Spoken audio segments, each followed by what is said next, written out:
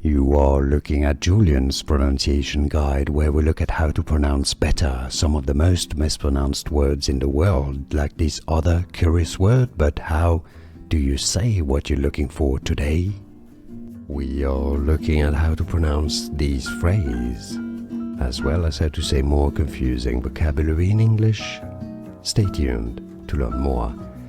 See you there. See you there.